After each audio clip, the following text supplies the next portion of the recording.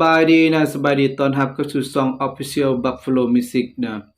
มื้อนี้จะมาสอนคอร์ดเพลงที่มีชื่อว่าเจ้างามได้แม่นะซึ่งเป็นผลงานเพลงของ TJM Yuno แล้วก็ GX2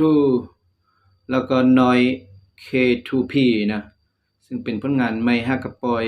มื้อนี้ตอนเช้านะเพลงนี้จะเล่นอยู่คีย์ F sharp นะเล่นอยู่คีย์ F sharp นะแต่ว่ามื้อนี้เราจะมาเล่นในรูปแบบคอร์ด G โดยที่ว่าเราดรอปซ้ายจาก E เป็น EB นะเป็น E flat นะแล้วเราจะมาเล่นในรูปแบบคอร์ด G นะเพลงนี้จะมีอยู่3คอร์ดหลักๆนะก็คือคอร์ด G แล้วก็คอร์ด D แล้วก็คอร์ด EM จะมีอยู่3คอร์ดเนาะเราจะเล่นวนใน3คอร์ดนี้จนจบเพลงนะ